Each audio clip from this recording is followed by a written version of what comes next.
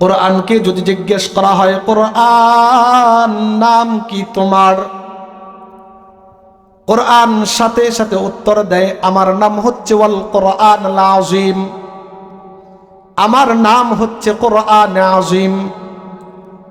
এবার যদি কোরআনকে জিজ্ঞেস করেন, কোরআন তোমাকে এই দুনিয়ার মধ্যে কে পাঠিয়েছে? কোরআন সাথে সাথে উত্তর দেয়, তানজিলুম মির রাব্বির রহিম, আমাকে মহান রব আল্লাহ পাক রব্বুল আলামিন এই দুনিয়ার মধ্যে পাঠিয়েছে। এবার যদি কোরআনকে জিজ্ঞেস করেন, কোরআন তোমাকে এই দুনিয়ার মধ্যে কে নিয়ে এসেছে? কোরআন সাথে সাথে উত্তর দেয়, নাজালা বিহির রূহুল আমিন, রূহুল আমিন নামক জিবরাইল ফেরেশতা আমাকে এই দুনিয়ার মধ্যে নিয়ে এসেছে। এবার কোরআনকে যদি জিজ্ঞেস করেন, কোরআন তুমি কার উপরে নাজিল হয়েছ? কোরআন সাথে সাথে উত্তর দেয়, নুজ্জিল আলা মুহাম্মদ, আমি নবী মুহাম্মদুর রাসূলুল্লাহ সাল্লাল্লাহু আলাইহি ওয়াসাল্লামের উপর নাজিল হয়েছি। এবার কোরআনকে যদি জিজ্ঞেস করেন, কোরআন তুমি কোন ভাষায় নাজিল হয়েছ? কোরআন সাথে সাথে উত্তর দেয়, বিলিসানিন আরাবিয়্যিম মুবিন, আমি কোরআন তো আরবি ভাষায় নাজিল হয়েছি। এবার কোরআনকে যদি জিজ্ঞেস করেন, কোরআন তুমি কোন মাসে নাজিল হয়েছ? কোরআন সাথে সাথে উত্তর দেয়, শাহরু রমাদানাল্লাযী উনজিলা ফীহিল কুরআন, আমি কোরআন তো রমজান মাসে নাজিল হয়েছি। এবার কোরআনকে যদি জিজ্ঞেস করেন, কোরআন তুমি রমজান মাসে কোন টাইমে নাজিল হয়েছ? এবার কোরআন সাথে সাথে উত্তর দেয়, ইন্না আনজালনাহু ফি লাইলাতিল কদর, আমি কোরআন তো রমজান মাসে লাইলাতুল কদর রাতে নাজিল হয়েছি। এবার কোরআনকে যদি জিজ্ঞেস করেন, কোরআন তোমার মাঝে কি কোনো সন্দেহ আছে কিনা? কোরআন সাথে সাথে উত্তর দেয়, যালিকাল কিতাবু লা রাইবা ফীহ, না না আমার মাঝে কোনো সন্দেহ নাই। সন্দেহ তো দূরের কথা, সন্দেহর কোনো অবকাশও আমার ভিতরে নাই। এবার যদি কোরআনকে যদি জিজ্ঞেস করেন, কোরআন তুমি কাদের জন্য নাজিল হয়েছ? কোরআন সাথে সাথে উত্তর দেয়, হুদাল্লিল মুত্তাকিন, হুদাল্লিন নাস ওয়া বাইয়িনাতিন মিনাল হুদা ওয়াল ফুরকান, আমি কোরআন তো মুত্তাকিদের জন্য এবং সমস্ত মানুষের হেদায়েতের জন্য নাজিল হয়েছি। এবার কোরআনকে যদি জিজ্ঞেস করেন, কোরআন তোমাকে কে কে স্পর্শ করতে পারবে, কে কে ধরতে পারবে, কে কে ধরতে পারবে না? কোরআন সাথে সাথে উত্তর দেয়, লা ইয়ামাসসুহু ইল্লাল মুতাহহারুন, পবিত্র ব্যক্তিরাই আমাকে ধরতে পারবে, অপবিত্র ব্যক্তি যারা আছে তারা আমাকে ধরতে পারবে না। এবার যদি কোরআনকে জিজ্ঞেস করা হয়, কোরআন তোমাকে যদি কেউ তেলাওয়াত করতে চায় কিভাবে তেলাওয়াত করবে? কোরআন সাথে সাথে উত্তর দেয়, ওয়ারাত্তিলিল কোরআন তারতিলা, তারতিলের সহিত মদ গুন্না ঠিক রেখে আমাকে তেলাওয়াত করতে হবে। এবার কোরআনকে যদি জিজ্ঞেস করেন, কোরআন অনেক বান্দা তো এমন আছে, অনেক মানুষ তো এমন আছে কোরআন তেলাওয়াত করতে জানে না, কোরআন কোনোদিন হাতে নিয়ে দেখে নাই, কোরআন কোনোদিন খুলেও দেখে নাই। ওই মানুষটা যদি পাশে বসে অন্য কেউ তেলাওয়াত শুনতে চায় কিভাবে শুনবে?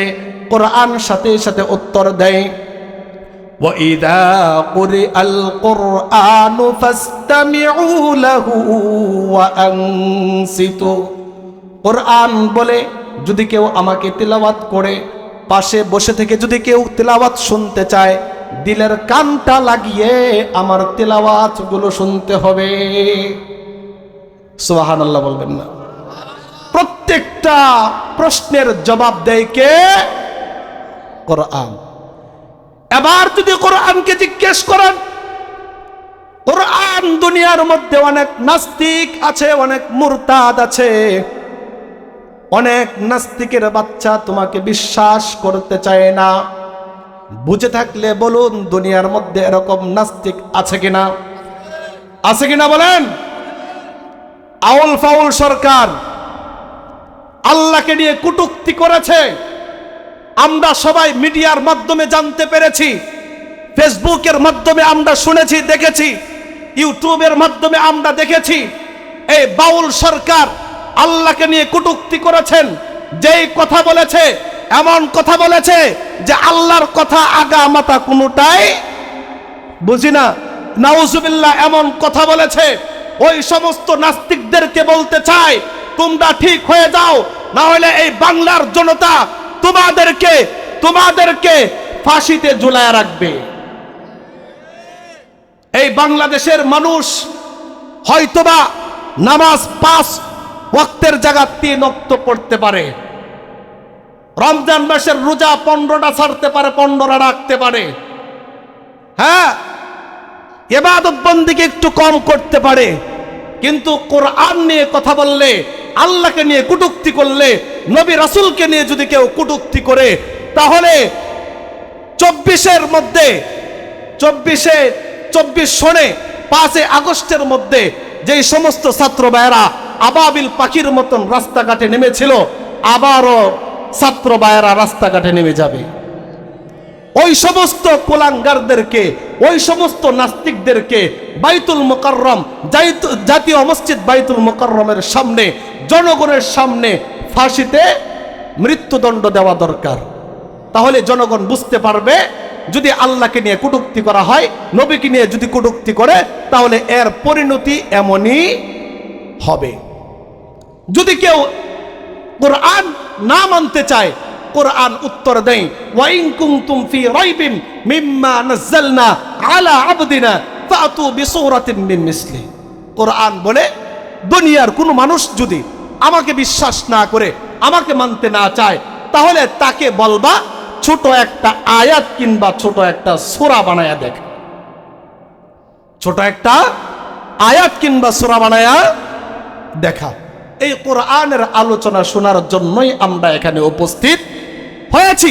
আমাদের উদ্দেশ্য একটাই, আমরা যেন এই আলোচনা শুনে ইহদিনাস সিরাতাল মুস্তাকিমের পথ ধরে জান্নাত পর্যন্ত পৌঁছতে পারি। এইটাই হচ্ছে আমাদের লক্ষ্য, উদ্দেশ্য। দ্বিতীয় কোনো উদ্দেশ্য নিয়ে আমরা এখানে কেউ বসেছি। একটা ঘটনা বলি আপনাদের সামনে, তাহলেই বুঝতে পারবেন ইহদিনাস সিরাতাল মুস্তাকিমের পথ কিভাবে। ইহদিনাস সিরাতাল মুস্তাকিমের পথ কাকে বলে? নবী আলাইহিস সালাতু ওয়াস সালামের কলিজার টুকরা মেয়ে ফাতেমা, মেয়ে কি? ফাতেমা। হযরত আলী রাদিয়াল্লাহু তাআলা আনহুর কি ছিল? স্ত্রী ছিল, হাসান হুসাইনের মা। আল্লাহর পয়গম্বর, দু জাহানের বাদশাহ নবী মুহাম্মদুর রাসূলুল্লাহ সাল্লাল্লাহু আলাইহি ওয়াসাল্লামের কলিজার টুকরা মেয়ে ফাতেমা ছোটবেলা থেকে চলতে চলতে একটা ইহুদির মেয়ের সাথে সম্পর্ক হয়ে যায়। 1 বছরের সম্পর্ক নয়, 2 বছরের সম্পর্ক নয়, প্রায় 1 যুগ ধরে ইহুদির মেয়ের সাথে সুসম্পর্ক। ইহুদির মেয়ে যখনই কোনো অসুবিধার মধ্যে পড়ে যায়, ফাতেমার কাছে ছুটে আসে, পরামর্শ নেই ফাতেমার কাছ থেকে। ফাতেমা যেই পরামর্শ দেয়, সেই পরামর্শ অনুযায়ী ইহুদির মেয়ে চলাফেরা করে। একদিন ইহুদির মেয়ে ফাতেমার কাছে আসলেন, আসার পরে বিকালে চলে গেলেন বাড়িতে। বাড়িতে যাওয়ার পরে তার বাবা বলতেছে, মা তুমি অনেক বড় হয়ে গিয়েছো, তোমাকে বিয়ে দেওয়া দরকার, এই জন্য আমি তোমার জন্য একটা ছেলে ঠিক করেছি, তোমাকে ওই ছেলের কাছে বিয়ে দেব। ছেলের বাড়ি হচ্ছে মদিনা শহরে। মদিনা শহরের সবচেয়ে বড় লোক, ধনাত্ম ব্যক্তি, সুঠাম দেহের অধিকারী, অনেক টাকা পয়সার মালিক। অনেক বড় শিক্ষিত। ইহুদির মেয়ে বলতেছেন, বাবা আপনি আমার জন্য ছেলে ঠিক করেছেন, কোনো অসুবিধা নেই, তবে আমি এই বিয়েতে রাজি কি রাজি না, আমাকে একদিন সময় দিতে হবে। কয়দিন? একদিন সময় দিতে হবে। ইহুদি বেটা বলতেছেন, তুমি আমার একমাত্র মেয়ে, একদিন কেন, আমি তোমাকে 2 দিন সময় দিলাম, তোমার যে কয়দিন সময় লাগবে আমি দিতে প্রস্তুত আছি। ইহুদির মেয়ে বলতেছেন, বাবা আমাকে একদিন সময় দিলেই হবে, আমি আগামীকাল আপনাকে জানাবো আমি এই প্রস্তাবে রাজি কি রাজি না। আল্লামা জুলফিকার নকশবন্দি খুতুবাত জুলফিকারের মধ্যে উল্লেখ করেছেন, লিখেছেন, নোট করেছেন, ইহুদির মেয়ে পরের দিন চলে গেছেন ফাতেমার কাছে, গিয়ে বলতেছেন, বোন ফাতেমা, আমার বাবা আমার জন্য ছেলে ঠিক করেছে, মদিনা শহরের সবচেয়ে বড় লোক, সুটাম দেহের অধিকারী, টাকা পয়সার অভাব নাই, অনেক বড় শিক্ষিত, আমি কি রাজি নাকি রাজি না সেইটা তুমি বলো। ফাতেমা বলতেছেন, তোমার বাবা যেহেতু তোমার জন্য ছেলে ঠিক করেছে, অবশ্যই ছেলেটা ভালো হবে, তুমি এই বিয়েতে রাজি হয়ে যাও, তুমি এই বিয়েতে রাজি হয়ে যাও। ইহুদির মেয়ে বলতেছেন, ফাতেমা শুনে রাখো, শুনে রাখো, আমি এই বিয়েতে রাজি হইতে পারি, আমার একটা শর্ত আছে।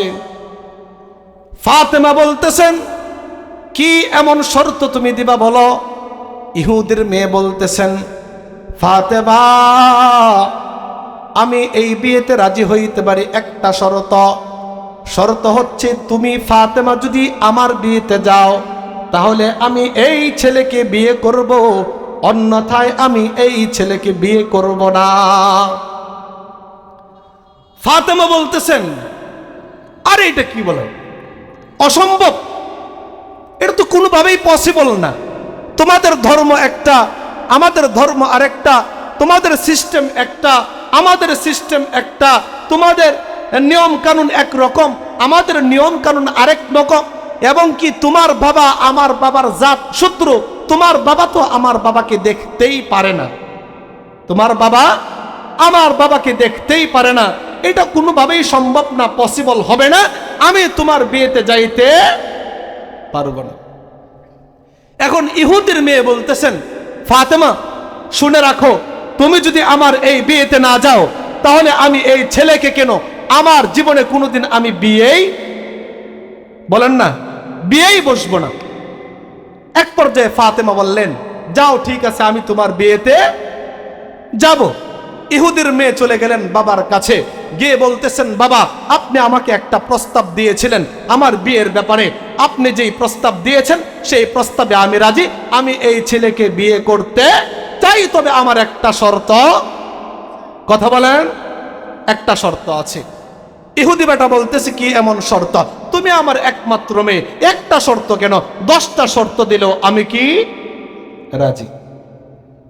এখন ইহুদির মেয়ে বলতেছেন, বাবা মুহাম্মদের বেটি ফাতেমা যদি আমার বিয়েতে আসে তাহলে আমি এই বিয়েতে রাজি, অন্যথায় আমি এই বিয়েতে রাজি না।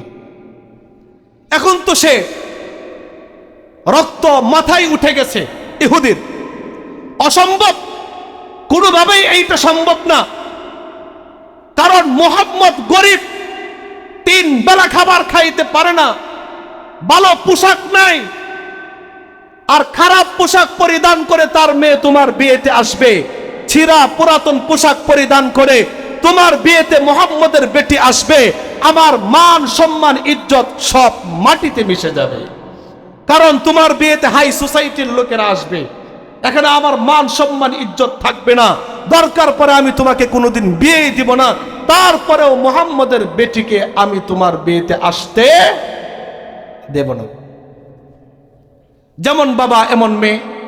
বলতেছেন, তাহলে বাবা শুনে রাখো, যদি মুহাম্মদের বেটি ফাতেমা আমার বিয়েতে না আসে, আমি এই ছেলেকে কেন, আমি ওই মাওলাকে সাক্ষী রেখে, সৃষ্টিকর্তাকে সাক্ষী রেখে বলতেছি, আমি কোনোদিন বিয়েই করব না। তার বাবা টেনশনের মধ্যে পড়ে গেছেন। মদিনা শহরের হাই সোসাইটির লোকদেরকে আমি দাওয়াত দিয়ে দিলাম, সবাই বিয়ের দিন উপস্থিত থাকবে। এখন যদি বিয়ে না হয় তাহলে তো আমার মান সম্মান ইজ্জত সব চলে যাবে। এখন ইহুদি পাটা একটা শর্ত দিয়েছে, মা আমি এই শর্তে রাজি হইতে পারি, তবে আমারও একটা শর্ত আছে। কি আছে? আমারও একটা শর্ত আছে। এখন ইহুদি বেটা বলতেছে, মা শোনো, মুহাম্মদের বেটি তোমার বান্ধবী ফাতেমা তোমার বিয়েতে আসবে, আমার কোনো আফসোস নেই, আমার কোনো আপত্তি নেই, তবে সে যেন নতুন একটা পোশাক পরিধান করে তারপরে আসে। তার কৌশল হচ্ছে মুহাম্মদের বেটি নতুন পোশাক ক্রয় করতেও পারবে না, তার বিয়েতেও আসতে পারবে না। ইহুদির মেয়ে চলে গেলেন ফাতেমার কাছে, গিয়ে বলতেছেন, বোন ফাতেমা, আমার বাবা চাই না তুমি আমার বিয়েতে যাও। অনেক কথা বলার পরে আমি আমার বাবাকে রাজি করেছি, তবে আমার বাবা আমাকে একটা শর্ত দিয়েছে, ওই শর্ত অনুযায়ী তুমি আমার বিয়েতে যাইতে পারবে। ফাতেমা বললেন, কি শর্ত? ইহুদির মেয়ে বলতেছেন, বোন ফাতেমা, আমার বাবা বলেছে তুমি যখন আমার বিয়েতে যাইবা তখন তুমি যেন নতুন একটা পোশাক ক্রয় করে, নতুন একটা পোশাক পরিধান করে আমার বিয়েতে যাও। ফাতেমা বলতেছেন, বোন না না, এটা কোনোভাবেই সম্ভব না, পসিবল না। কারণ আমি ফাতেমা তো এমন একটা ব্যক্তির ঘরে জন্ম নিয়েছি, আমি তো ঠিক মতন 3 বেলা খাবার খাইতে পারি না, মাসকে মাস চলে যায় চুলার মধ্যে আগুন ধরাইতে পারি না। আমি ফাতেমা তো সারাদিন রোজা রাখি, ইফতারির টাইমে কোনোদিন 1 গ্লাস পানি দিয়ে ইফতার করি, মাঝে মধ্যে কোনোদিন 2-1টা খেজুর দিয়ে ইফতার করি, আর বেশিরভাগই সময় আমি 1 গ্লাস পানি দিয়ে ইফতার করি। আমি ফাতেমা ঠিক মতন খাবার খাইতে পারি না, মাসকে মাস চলে যায় চুলার মধ্যে আগুন ধরাইতে পারি না। আমি ফাতেমা কিভাবে কোথা থেকে নতুন পোশাক ক্রয় করব, সেই অর্থ টাকা আমার কাছে নাই, এইটা কোনোভাবেই সম্ভব না। আমি ফাতেমা নতুন পোশাক ক্রয় করতেও পারবো না, তোমার বিয়েতে যাইতেও পারবো না। এই কথা বলার পরে ইহুদির মেয়ে বলতেছেন, ফাতেমা আমি তো জানি তোমার সাথে আমার 1 দিনের সম্পর্ক নয়, 1 মাসের সম্পর্ক নয়, 1 বছরের সম্পর্ক নয়, প্রায় 12 বছর ধরে তোমার সাথে আমার সম্পর্ক। আমি তো দেখতেছি তুমি যেই মালিকের গোলামি করতেছো, যেই আল্লাহর ইবাদত বন্দেগী তুমি করতেছো, আমি তো প্রতিদিন দেখতেছি।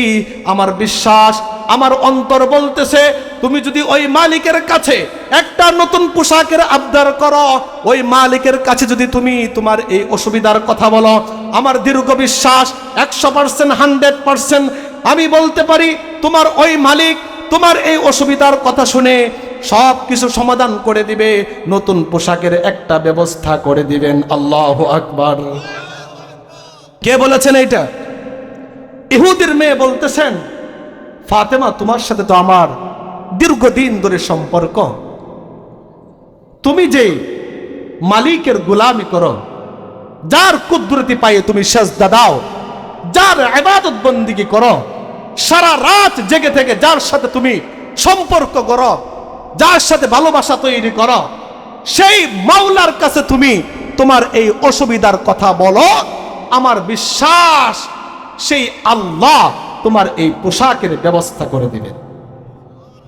ফাতেমা চিন্তা করলেন, ইহুদির মেয়ে, সে মুসলমান না, তার ধর্ম ইসলাম না, একজন ইহুদির মেয়ে, এত বিশ্বাস। সে আবেগে বলে দিলেন, যাও তুমি বাড়িতে চলে যাও, আমি ফাতেমা তোমার বিয়েতে যাব এবং গোটা পৃথিবীর সবচাইতে সুন্দর এবং দামি পোশাক পরিধান করে যাব। সবচাইতে দামি এবং সুন্দর পোশাক পরিধান করে আমি তোমার বিয়েতে যাব। ইহুদির মেয়ে চলে গেলেন, বাড়িতে চলে গেলেন। যাওয়ার পরে আস্তে আস্তে সময় গণিয়ে এসেছে, একদিন বাকি আছে বিয়ের। আগের দিন আসলেন ফাতেমার কাছে, বলতেছেন, বোন ফাতেমা, আগামীকালকে আমার বিয়ে, পোশাকের কোনো ব্যবস্থা হয়েছে? এখন ফাতেমা বলতেছেন, না, এখনো পর্যন্ত পোশাকের ব্যবস্থা হয় নাই। ইহুদির মেয়েকে বলছেন, তুমি যাও, দেখা যাক কি করা যায়। ফাতেমায় অপেক্ষায় রইলেন, রাত কখন হবে, গভীর রাত কখন হবে, রাতের অপেক্ষায় বসে রইলেন। গভীর রাত যখন হয়ে গেলেন, ফাতেমা জায়নামাজ বিছায়া দিলেন, সাজদায় পড়ে গেলেন, আল্লাহ তাআলাকে ডাক দিলেন, আল্লাহ, আমি ফাতেমা কোনোদিন তোমার কাছে কোনো কিছু চাই নাই, ঠিক মতন খাবার খাইতে পারি না, 3 বেলা খাবার খাইতে পারি না, মাসকে মাস চলে যায় চুলার মধ্যে আগুন ধরাইতে পারি না, সারাদিন রোজা রাখি, কোনোদিন পানি দিয়ে, কোনোদিন খেজুর দিয়ে আমি ইফতার করি। কখন রাত হবে, আমি কখন তোমার সাথে কথা বলবো, তোমার সাথে সম্পর্ক করব, এই অপেক্ষায় আমি বসে থাকি। মাওলা, আমি কোনোদিন তোমার কাছে চাই নাই, কোনো কিচ্ছু চাই নাই, টাকা পয়সা চাই নাই, অর্থ সম্পদ চাই নাই, ভালো কিছু চাই নাই, ভালো থাকার জন্য কোনো কিছু চাই নাই, ঘর বাড়ি চাই নাই। মাওলা, আমি ফাতেমা আজকে তোমার কাছে একটা পোশাক চাচ্ছি, এই পোশাকটা তুমি আমাকে দিবা। এই ফাতেমার জৈবিক চাহিদা পূরণ হোক, সেইটার জন্য আমি চাচ্ছি না। ফাতেমার সৌন্দর্য বৃদ্ধি হবে, সেইটার জন্য আমি চাচ্ছি না। আল্লাহ, তুমি আমাকে একটা পোশাক দাও, সেই পোশাক পরিধান করে আমি আমার বান্ধবীর বিয়েতে যাব। যেই সমস্ত মহিলারা ওই বিয়েতে থাকবে, তারা যেন আমার এই পোশাকের দিকে তাকিয়ে কালিমা পড়ে মুসলমান হয়ে যায়। এই দোয়া করার পরে সেজদা থেকে উঠলেন, নামাজ শেষ করলেন, দেখলেন ঘরের কোণার মধ্যে 2টা প্যাকেট। কয়টা? 2টা প্যাকেট। ফাতেমা রাদিয়াল্লাহু তাআলা আনহা প্যাকেট 2টা নিয়ে গেলেন বাবার কাছে। বাবার কাছে নিয়ে যাওয়ার পরে নবী আলাইহিস সালাতু ওয়াস সালাম প্যাকেটগুলো খুলতেছেন, আর মেশক আম্বরের ঘ্রাণ বের হচ্ছে, জান্নাতুল ফেরদাউসের ঘ্রাণ বের হচ্ছে। আল্লাহ রাসূল বলেন, ফাতেমা, তুমি এই পোশাক কোথা থেকে এনেছো? এইটা তো দুনিয়ার কোনো পোশাক মনে হচ্ছে না, এইটা তো দুনিয়ার কোনো পোশাক মনে হচ্ছে না। এই কথা বলার পরে সাথে সাথে টক টক করে দরজার মধ্যে আওয়াজ দিলেন। ফাতেমাকে বললেন, আল্লাহ রাসূল বললেন, ফাতেমা দাঁড়াও, দেখি কে এসেছে। সাথে সাথে দেখলেন জিব্রাইল আমিন এসে উপস্থিত। বললেন কানে কানে, ইয়া রাসূলুল্লাহ, ইয়া হাবিবাল্লাহ, আপনার মেয়ে ফাতেমা আল্লাহ তাআলার সাথে এমন সম্পর্ক গড়েছে, আজকে ফাতেমা আল্লাহ তাআলার কাছে একটা পোশাক চেয়েছে। আমি জিব্রাইল সিদরাতুল মুনতাহায় ছিলাম, আল্লাহ তাআলা আমাকে সিদরাতুল মুনতাহা থেকে জান্নাতুল ফেরদাউসে ঢুকাইলেন, বললেন জান্নাতি একটা পোশাক ফাতেমাকে দিয়ে আস। কোথা থেকে? কোথা থেকে? আল্লাহ তাআলা ডাক দিয়া বললেন, আল্লাহ পাক রব্বুল আলামিন নবী আলাইহিস সালাতু ওয়াস সালাম 2টা হাত তুলে দিলেন, আল্লাহকে ডাক দিলেন, আল্লাহ, আমি আমার এই মেয়েটাকে কোনোদিন খাবার ঠিক মতন দিতে পারি নাই। আমার এই মেয়েটা মা মরা একটা মেয়ে, ঠিক মতন খাবার দিতে পারি নাই, নতুন পোশাক কিনে দিতে পারি নাই, ভালোভাবে রাখতে পারি নাই। কিন্তু আমার এই মেয়েটা এত কষ্টে থাকার পরেও মাওলা তোমাকে ভুলে নাই। আল্লাহ, তুমি আমার এই মেয়েটাকে হাসরের ময়দানে তুমি ভুলো না। আল্লাহ, তুমি আমার এই মেয়েটাকে জান্নাতের সমস্ত নারীদের সর্দারিনী বানায়া দিও। কি বানায়া দিব? এই জন্য হযরত ফাতেমা রাদিয়াল্লাহু তাআলা আনহা সমস্ত নারীদের সর্দারিনী হচ্ছে হযরত ফাতেমা রাদিয়াল্লাহু তাআলা আনহা। যাই হোক, আল্লাহর নবী সাল্লাল্লাহু আলাইহি ওয়াসাল্লাম এই দোয়ার পরে ফাতেমাকে বললেন, ফাতেমা, তুমি এই পোশাক পরিধান করে তুমি তোমার বান্ধবীর বিয়েতে যাইবা। তবে আমার একটা কথা হচ্ছে, সেটা হচ্ছে যখনই মহিলা কিংবা নারী কিংবা মেয়ে নতুন পোশাক পরে তখনই কিন্তু পর্দার ব্যাঘাত ঘটে, ঘটে কিনা বলেন? পর্দার ব্যাঘাত ঘটে না? বললেন যে নতুন পোশাক পরিধান করে যাওয়া ঠিক আছে, তবে লক্ষ্য রাখবা পর্দার যেন কোনো ক্ষতি না হয়।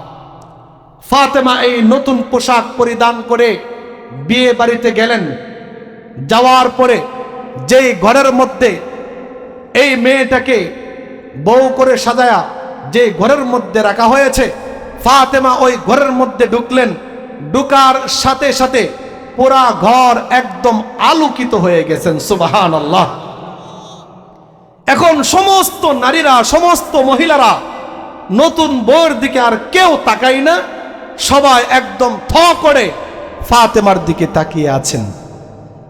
ফাতেমার দিকে তাকিয়ে আছেন, বলতেছেন, ফাতেমা এত সুন্দর পোশাক তুমি কোথা থেকে এনেছো? এত সুন্দর পোশাক কোথা থেকে এনেছো? বলো, আমাদের এই পোশাক লাগবে। কোন মার্কেট থেকে এই পোশাক ক্রয় করেছো? আমাদেরকে সেই মার্কেটের নাম বলো, সেই মার্কেট থেকে আমরা পোশাক ক্রয় করব। যত টাকাই লাগুক, দরকার পড়ে আমাদের অর্থ সম্পদ, ঘর বাড়ি সব কিছু বিক্রি করে হলেও আমরা এই পোশাক ক্রয় করব। ফাতেমা মুস্কি হেসে দিয়ে বললেন, আমি এই পোশাক যেই মার্কেট থেকে ক্রয় করেছি, এই মার্কেট তো দূরের কথা, তোমরা এই মার্কেটে যাওয়ার রাস্তাটাও চিনো? কথা বলে না। এই মার্কেটে যাওয়ার রাস্তাও তোমরা চিনো না। মহিলারা বলল, অসম্ভব। মদিনা শহরের মধ্যে যত বড় বড় শপিং মল আছে, প্রত্যেকটা শপিং মল আমাদের পরিচিত, প্রত্যেকটা দোকান আমাদের পরিচিত, প্রত্যেকটা দোকানের ম্যানেজারের কন্টাক্ট নাম্বার পর্যন্ত আমাদের কাছে আছে। আর তুমি বলতেছো যেই মার্কেট থেকে এনেছো, মার্কেট তো দূরের কথা, রাস্তাও চিনি না, এটা কেমন কথা? ফাতেমা বললেন, এইটাই সত্য, তোমরা এই রাস্তাও চিনো না। এখন মহিলারা বলতেছে, ফাতেমা সত্য করে বলো, এই পোশাক তুমি কোথা থেকে এনেছো? ফাতেমা বললেন, যদি তোমরা এই পোশাক ক্রয় করতে চাও, নিতে চাও, তাহলে তোমাদের আইডি কার্ড লাগবে। কি লাগবে? জোরে বলেন। মনে রাখবেন, 1 নাম্বার কি লাগবে? আইডি কার্ড লাগবে। 2 নাম্বার গোপনীয় পাসওয়ার্ড নাম্বার লাগবে। গোপন নাম্বার বুঝেন তো? বিকাশ খোলা আছে না? বিকাশ খোলা আছে না? সবাইকে পিন নাম্বার বলে দেন, নাকি এটা গোপন থাকে? কথা বলে না, গোপন থাকে কিনা বলেন? এই যে গোপনীয় পাসওয়ার্ড নাম্বার লাগবে। যদি এই আইডি কার্ড গলার মধ্যে ঝুলাইতে পারো, পাসওয়ার্ড নাম্বার পিন কোড যদি বুকে ধারণ করতে পারো, তাহলে তোমরা রাস্তা খুঁজে পাইবা।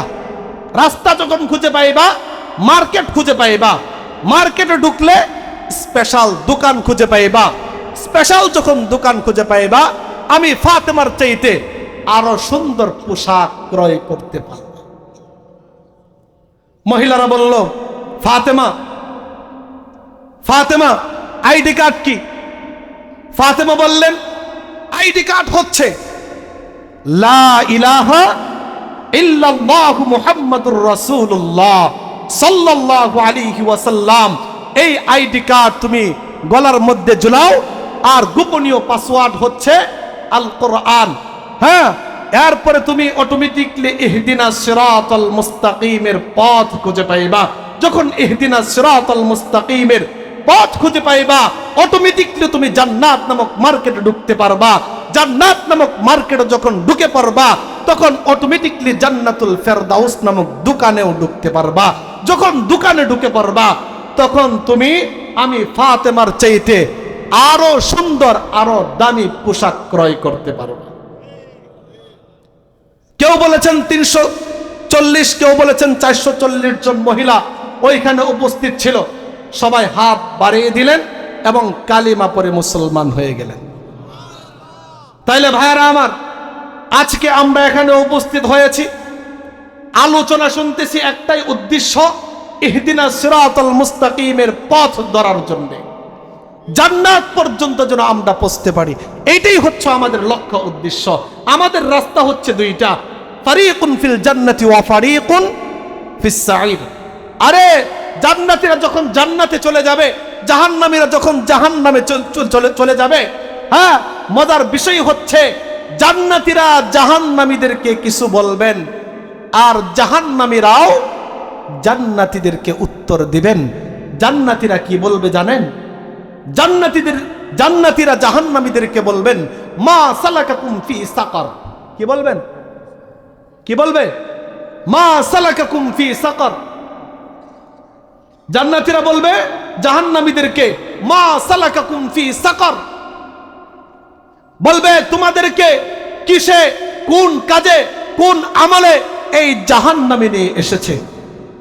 কোন কাজের কারণে, কোন আমলে, কিসের কারণে তোমরা এই জাহান্নামে প্রবেশ করেছো? জাহান্নামীরা তখন ডাক দেয়া বলবেন, ক্বালু লাম নাকু মিনাল মুসাল্লিন ওয়া লাম নাকু নুতঈমুল মিসকিন ওয়া কুন্না নাখুদু মাআল খাইদিন ওয়া কুন্না নুকাযযিবু বিয়াউমিদ্দিন হাত্তা আতানাল ইয়াকিন। জাহান্নামীরা বলবে, ক্বালু লাম নাকু মিনাল মুসাল্লিন, দুনিয়াতে থাকা অবস্থায় তুমিও হায়াতে জিন্দেগি পেয়েছো, আমিও হায়াতে জিন্দেগি পেয়েছিলাম। তুমি 60, 70, 80 বছর হায়াতে জিন্দেগি পেয়েছো, আমিও 60, 70, 80 বছর আমি জিন্দেগি পেয়েছিলাম। তুমি নামাজ পড়েছো, এই জন্য তুমি জান্নাতে, আমি নামাজ পড়ি নাই, এই জন্য আমি জাহান্নামে। তুমি আল্লাহ পাক রব্বুল আলামিনের হুকুম আহকাম মেনে চলেছো, এই জন্য তুমি আজকে জান্নাতের মধ্যে, আর আমি আল্লাহ পাক রব্বুল আলামিনের হুকুম আহকাম মেনে চলি নাই, এই জন্য ক্বালু লাম নাকু মিনাল মুসাল্লিন, এই জন্য আজকে আমি জাহান্নামের মধ্যে। জাহান্নামীরা বলবে, ওয়ালাম নাকু নুতঈমুল মিসকিন, দুনিয়ার মধ্যে থাকা অবস্থায় সাস্টেলের মধ্যে বসে, দোকানের মধ্যে বসে, ইসলামের সমালোচকদের সাথে বসে আমিও তাদের সাথে সাথে ইসলামের সমালোচনা করতাম, এই জন্য আজকে তুমি জান্নাতে, আমি হচ্ছে জাহান্নামে। ওয়া কুন্না নাখুদু মাআল খাইদিন, দুনিয়াতে থাকা অবস্থায় তুমি মানুষকে খাদ্য দিতা, আর আমি খাদ্য দিতাম না, এই জন্য আজকে তুমি জান্নাতে, আমি জাহান্নামে। ওয়া কুন্না নুকাযযিবু বিয়াউমিদ্দিন, দুনিয়াতে থাকা অবস্থায় আমি কিয়ামত একদিন হবে সেইটা বিশ্বাস করতাম না, এই জন্য আজকে তুমি জান্নাতে, আমি জাহান্নামে। হাত্তা আতানাল ইয়াকিন, এই বিষয়গুলা ভাবতে ভাবতে একটা সময় আমার মৃত্যু হয়ে যায়। ওই দিন যদি বলা হয় তাহলে কোনো কাজে লাগবে? বলেন, কাজে আসবে? হ্যাঁ, কাজে লাগবে না। এই জন্য মা সালাকাকুম ফি সাকার, জান্নাতে ঢুকে জাহান্নামীদেরকে এই প্রশ্ন করতে রাজি আছি তো ইনশাআল্লাহ? হ্যাঁ, রাজি আছি তো ইনশাআল্লাহ? তাহলে কি করতে হবে? আমাদের কোরআনের উপর আমাদের চলতে হবে, আমাদের এই হায়াতে জিন্দেগিটাকে কোরআনওয়ালা বানাইতে হবে। হ্যাঁ, কোরআনওয়ালা যদি বানাইতে পারেন, যদি ঈমানটা মজবুত করতে পারেন, তাহলে আপনার জিন্দেগিটা সুন্দর হয়ে যাবে, আপনার আমল সুন্দর হয়ে যাবে। আমলের জন্য শর্ত হচ্ছে কি? হালাল উপার্জন করা। বলেন, কি উপার্জন করা? হালাল উপার্জন করা। হারাম উপার্জন করে যে আমল করবেন সেই আমলই কি হয়ে যাবে? বরবাদ হয়ে যাবে, বরবাদ হয়ে যাবে। হারাম উপার্জন করে, হারাম খাবার ভক্ষণ করে নামাজ পড়বেন, নামাজ বাতিল, রোজা রাখবেন, রোজা বাতিল, সদকা করবেন, সদকা বাতিল, কুরবানি দিবেন, কুরবানি বাতিল। হবে কোনো কিছু? কিচ্ছু হবে না। আল্লাহ তাআলা তো কোরআনের মধ্যেই বলে দিয়েছেন। আল্লাহ পাক রব্বুল আলামিন বলেন, ইয়া আইয়ুহান নাসু কুলু মিম্মা ফিল আরদি হালালান তাইয়্যিবা ওয়ালা তাত্তাবিউ খুতুওয়াতিশ শাইতান ইন্নাহু লাকুম আদুউম মুবিন। আল্লাহ পাক রব্বুল আলামিন বলেন, ইয়া আইয়ুহান নাস, হে লোক সকল, আল্লাহ পাক রব্বুল আলামিন গোটা পৃথিবীর মধ্যে প্রায় 800 কোটি মানুষ আছে। কত কোটি? 800 কোটি মানুষকেই আল্লাহ তাআলা উদ্দেশ্য করে বলেছেন, ইয়া আইয়ুহান নাস কুলু বিম্মা ফিল আরদি হালালান তাইয়্যিবা, তোমরা আহার করো হালাল খাদ্যদ্রব্য থেকে, হালাল খাদ্যদ্রব্য থেকে তোমরা আহার করো। ওয়ালা তাত্তাবিউ খুতুওয়াতিশ শাইতান, এবং শয়তানের অনুসরণ করা যাবে না। শয়তানের অনুসরণ করা যাবে? বলেন, শয়তানের অনুসরণ করা যাবে? আল্লাহ তাআলা শেষ অংশে কি বলেছেন? ইন্নাহু লাকুম আদুউম মুবিন। আল্লাহ তাআলা গুরুত্ব দিয়ে বলেছেন, নিশ্চয়ই শয়তান আপনার আমার প্রকাশ্য শত্রু, নিশ্চয়ই প্রকাশ্য শত্রু। পরের আয়াতের মধ্যে আল্লাহ তাআলা বলেন, ইয়া আইয়ুহাল্লাযীনা আমানু কুলু মিন তাইয়্যিবাতি মা রাযাকনাকুম। এই আয়াতের মধ্যে আল্লাহ তাআলা বলেন, ইয়া আইয়ুহাল্লাযীনা আমানু, হে মুমিনগণ, হে ঈমানদারগণ, হে মাহবুবগণ। এখন আর সমস্ত মানুষকে আল্লাহ তাআলা ডাক দেয় নাই। এখন আসেন, 800 কোটি মানুষের মধ্যে 200 কোটি মানুষ হচ্ছে মুসলমান। কত কোটি মানুষ মুসলমান? গোটা বিশ্বের মধ্যে কত কোটি মানুষ মুসলমান? জোরে বলেন, কত কোটি? 200 কোটি মুসলমানের মধ্যে যারা ঈমানদার, যারা মুমিন, তাদেরকে আল্লাহ তাআলা আলাদা করে ডাক দিয়েছেন, ইয়া আইয়ুহাল্লাযীনা আমানু, হে মুমিনগণ, হে ঈমানদারগণ, কুলু মিম্মা রাযাকনাকুম। হে মুমিনগণ, আমি যেইটা তোমাদেরকে রিজিক হিসাবে দান করেছি, ওই রিজিক থেকে তোমরা কি করো? আহার করো। যেইটা আল্লাহ তাআলা আমাদেরকে রিজিক হিসাবে দান করেছেন, ওইটা থেকে আহার করতে আল্লাহ তাআলা বলেছেন। গোটা পৃথিবীর মধ্যে এমন একটা প্রাণী নাই যে প্রাণীর রিজিকের ব্যবস্থা আল্লাহ তাআলা নেন নাই। একটা চিত্র তুলে ধরি, তাহলে আপনারা বুঝতে পারবেন। ইমাম কুরতুবী রহমাতুল্লাহি আলাইহি বলেন তো কি? ইমাম, খাবার জাতীয় যা কিছু ছিল সব শেষ হয়ে গিয়েছে, পেরেশানির মধ্যে পড়ে গিয়েছেন। কোথা থেকে পানি আনবে, কোথা থেকে খাবার খাবে,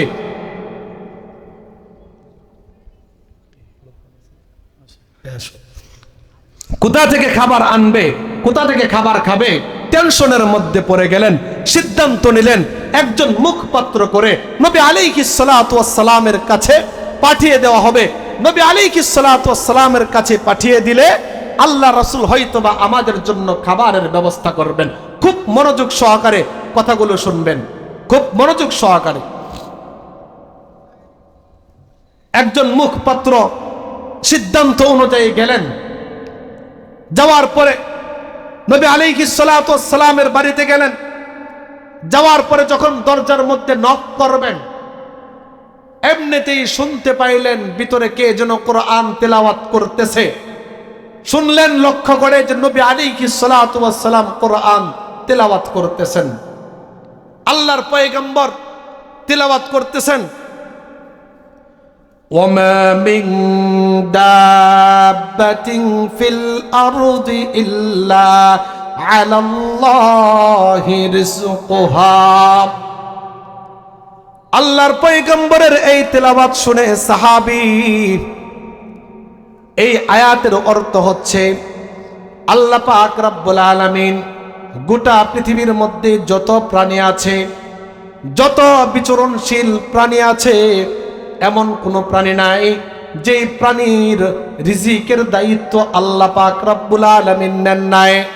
সাহাবী এই তেলাওয়াত শুনে ভিতরে প্রবেশ করলেন না, নবীর সাথে সাক্ষাৎ করলেন না। চিন্তা করতেছেন, আল্লাহ তাআলা যেহেতু গোটা পৃথিবীর সমস্ত প্রাণীর দায়িত্ব নিয়েছেন রিজিকের, তাহলে আমরা আশআরি গোত্রের লোকেরা এই প্রাণীর চাইতে তো আমরা নিকৃষ্ট নয়। আল্লাহ তাআলা অবশ্যই আমাদের রিজিকের ব্যবস্থা করবেন। এই কথা ভেবে ওই সাহাবী নবী আলাইহিস সালাতু ওয়াস সালামের সাথে সাক্ষাৎ না করে, অসুবিধার কথা না বলেই ওই কাফেলার কাছে চলে গেলেন।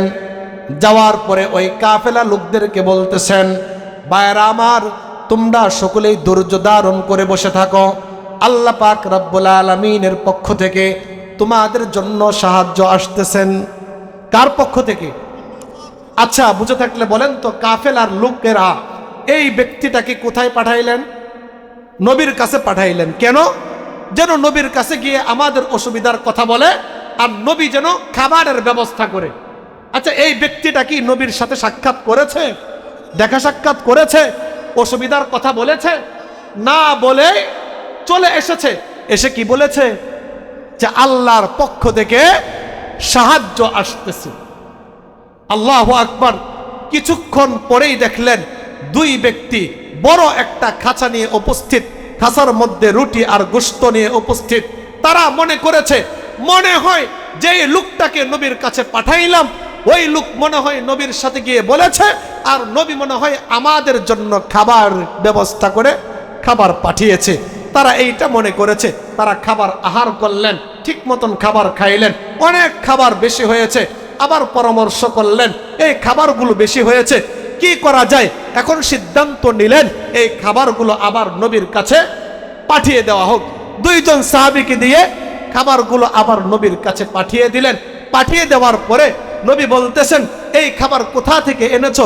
বললেন, ফুল ঘটনা বললেন, ইয়া রাসূলুল্লাহ, ইয়া হাবিবাল্লাহ, আমরা তো বিপদের মধ্যে যখন পড়েছিলাম তখন তো একজন মুখপাত্র আপনার কাছে পাঠিয়েছিলাম খাবারের জন্য। আমরা তো ভেবেছি আপনি আমাদের জন্য খাবার পাঠিয়েছেন। আপনি আমাদের জন্য কি করেছেন? খাবার পাঠিয়েছেন। নবী বললেন, আমি তো তোমাদের জন্য খাবার পাঠাই নাই, তোমরা বরং যার উপরে ধৈর্য ধরে বসেছিলা ওই আল্লাহ তোমাদের জন্য আসমান থেকে খাবার পাঠিয়েছে। তাহলে বোঝা গেল, যদি ধৈর্য ধরতে পারেন তাহলে আল্লাহ তাআলা যেইভাবেই হোক আপনার কাছে হালাল খাবার পাঠিয়ে দিবেন। হযরত মূসা আলাইহিস সালাতু ওয়াস সালাম আল্লাহ তাআলার একজন জলিলুল কদর নবী। হ্যাঁ, মূসা কালিমুল্লাহ। এই মূসা পয়গম্বরের একটা ঘটনা বলে আমি শেষ করে দিব। মূসা আলাইহিস সালাতু ওয়াস সালাম সফরে যাচ্ছেন। কোথায় যাচ্ছেন? বলেন, কোথায় যাচ্ছেন? সফরে যাচ্ছেন। সাথে হচ্ছে তার স্ত্রী ছিল গর্ভবতী। স্ত্রী গর্ভবতী ছিল। যাওয়ার পথে মরুভূমির কাছে যখন গেলেন, তার স্ত্রীর প্রসব বেদনা শুরু হয়ে গেছে। এখন মূসা পয়গম্বর খুঁজতে লাগলেন আগুন পানি। তোর পাহাড়ে যায়, ওই পাহাড়ে যায়, ওই পাহাড়ে যায়, এখানে যায়, ওইখানে যায়, কোথাও পানিও পাই না, আগুনও পাই না। মূসা পয়গম্বর এই জায়গার মধ্যে আগুন আর পানি তালাশ করতে গিয়ে নবুয়ত প্রাপ্ত হলেন। সুবহানাল্লাহ। মূসা আলাইহিস সালাতু ওয়াস সালামকে আল্লাহ তাআলা একটা স্পেশাল জিনিস দিয়েছিলেন। সেই জিনিসটার নাম কি বলেন তো? বলেন কি? এটা এমন একটা লাঠি ছিল, লাঠি দিয়ে যদি পাথরে আঘাত করত, পাথর ফেটে পানি বের হইত। সমুদ্রের মধ্যে আঘাত করলে সমুদ্র মাঝখান দিয়ে ফাঁকা হয়ে রাস্তা হয়ে যাইত। সেই লাঠি, হ্যাঁ, সেই লাঠি আল্লাহ তাআলা যখন দেখলেন মূসা পয়গম্বর এত পেরেশানির মধ্যে, চিন্তিত অবস্থায় পেরেশানির মধ্যে পড়ে আছে, আল্লাহ তাআলা এক পর্যায়ে মূসা আলাইহিস সালাতু ওয়াস সালামকে বললেন, হে মূসা, তোমার হাতে যে লাঠিটা আছে সেই লাঠিটা দ্বারা তোমার সামনে যে পাথর আছে, একটা পাথরের মধ্যে তুমি আঘাত করো। কি করো? সবাই বলেন, কি করো? ক্লান্ত হয়ে গেছে? এখনো তো হুজুররা আছে। মূসা পয়গম্বরকে বললেন, একটা পাথরের মধ্যে লাঠি দ্বারা কি করো? আঘাত করো। মূসা পয়গম্বর আল্লাহ তাআলার আদেশ পেয়ে পাথরের মধ্যে আঘাত করলেন। আঘাত করার সাথে সাথে পাথরটা ফেটে দুইটা ভাগ হয়ে গেছে, এবং কি ওই পাথরের ভিতর থেকে আরেকটা আস্ত পাথর বের হয়ে এসেছে। সুবহানাল্লাহ। পাথর ফেটে ওই পাথরের ভিতর থেকে আরেকটা আস্ত পাথর বের হয়ে এসেছে। মূসা আলাইহিস সালাতু ওয়াস সালামকে আল্লাহ তাআলা আবার আদেশ করেছে, হে মূসা তুমি এই পাথরের মধ্যে আরেকটা আঘাত করো। মূসা পয়গম্বর দ্বিতীয় পাথরের মধ্যে আঘাত করেছে, এই পাথরও ফেটে দুইটা ভাগ হয়েছে। ওই পাথরের ভিতর থেকে আরেকটা পাথর বের হয়ে এসেছে। কিছুক্ষণ পরে মূসা পয়গম্বরকে আল্লাহ তাআলা আদেশ করলেন, মূসা এই 3 নাম্বার পাথরের মধ্যেও তুমি আরেকটা কি করো, আঘাত করো। মূসা পয়গম্বর 3 নাম্বার পাথরের মধ্যে আরেকটা আঘাত করলেন লাঠি দ্বারা। এই পাথরটা মধ্যে আঘাত করার সাথে সাথে ভেঙ্গে চূর্ণ বিচূর্ণ হয়ে গেছেন। ভেঙ্গে চূর্ণ বিচূর্ণ হয়ে যাওয়ার পরে দেখলেন একটা কীট, ছোট একটা মাখলুক, তার মুখের ভিতরে একটা খাদ্য, একটা খাবার নিয়ে সে হেঁটে যাচ্ছে। সুবহানাল্লাহ। বুঝে থাকলে বলুন কয় নাম্বার পাথরের ভিতরে এই মাখলুকটা পাওয়া গেছে? হ্যাঁ, তার মুখের ভিতরে কি ছিল?